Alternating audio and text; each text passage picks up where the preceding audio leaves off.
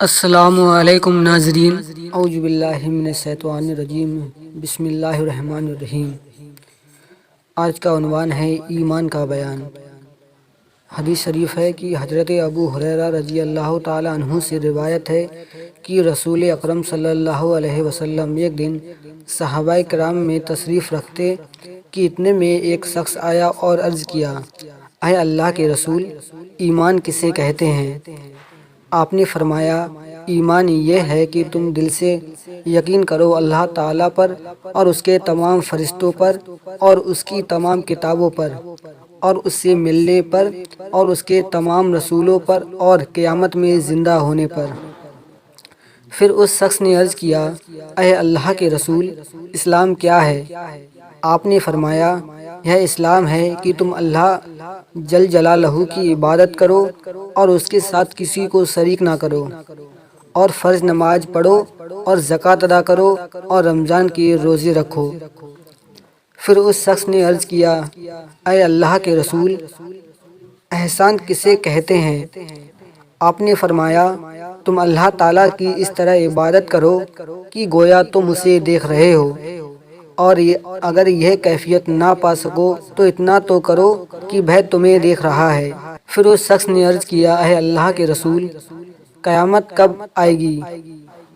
آپ نے فرمایا، جس سے قیامت کے بارے میں پوچھا جا رہا ہے وہ پوچھنے والے سے زیادہ نہیں جانتا، یعنی میں قیامت کے بارے میں آپ سے زیادہ نہیں جانتا، لیکن میں تم سے اس کی نشانیاں بیان کرتا ہوں کہ جب باندی اپنے مالک کو جنے، یعنی اولاد ماں باپ سے ادب و احترام کے بجائے باندی و غلاموں جیسا سلوک کرے، اور جب ننگے جسم اور ننگے پاؤں پھرنے والے لوگ سردار بن جائیں اور بکریاں یا بھیڑیں چرانے والے بڑی بڑی عمارتوں کے مالک بن جائیں، اور قیامت کا علم اللہ تعالیٰ کے سوا کوئی نہیں جانتا۔ پھر رسول اکرم صلی اللہ علیہ وسلم نے یہ آیت تلاوت فرمائی، اللہ ہی کو قیامت کا علم ہے اور وہی بارش برساتا ہے، وہی جانتا ہے جو کچھ ماں کے رحم گرب میں ہے، یعنی بچہ ہے یا بچی، نیک ہے یا بد، اس کا رزق اور عمر کتنی ہے، اور کوئی نہیں جانتا کہ وہ کل کیا کرے گا، اور کوئی نہیں جانتا کہ وہ کس جگہ مرے گا، بے شک اللہ ہی جاننے والا خبردار ہے۔ جب وہ شخص چلا گیا تو رسول اکرم صلی اللہ علیہ وسلم نے فرمایا، اسے واپس بلاؤ۔ لوگ اس کو بلانے گئے لیکن وہ نظر نہ آیا، یعنی اس شخص کا نشان بھی نہ ملا۔ پھر آپ نے فرمایا کہ وہ جبریل علیہ السلام تھے جو تمہیں دین کی باتیں سکھلانے آئے تھے۔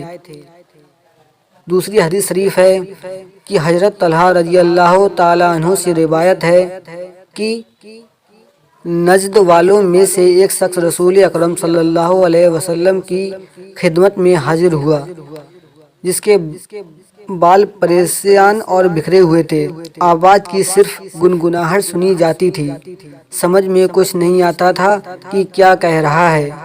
جب وہ رسول اکرم صلی اللہ علیہ وسلم کے نزدیک آیا تو معلوم ہوا کہ وہ اسلام کے بارے میں سوال کر رہا ہے۔ رسول کریم نے فرمایا، دن رات میں 5 نمازیں ادا کرنا۔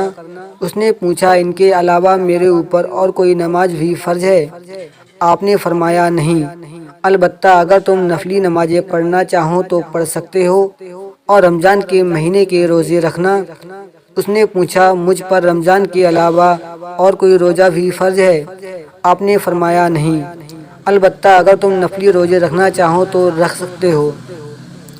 پھر آپ نے اس سے زکوٰۃ کا ذکر فرمایا۔ اس نے پوچھا، مجھ پر اس کے علاوہ اور کوئی صدقہ بھی فرض ہے؟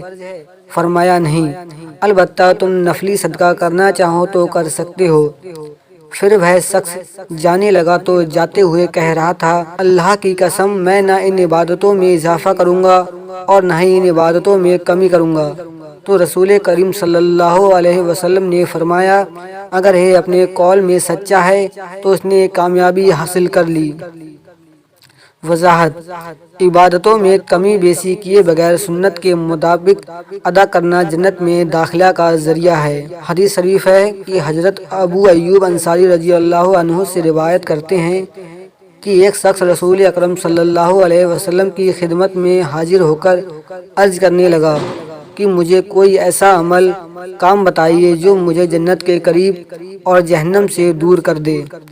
آپ نے فرمایا، تم صرف اللہ تعالیٰ کی عبادت کرو اور کسی کو اس کا شریک نہ بناؤ، نماز قائم کرو اور زکوٰۃ ادا کرو اور رشتہ داروں کے ساتھ صلہ رحمی کرو۔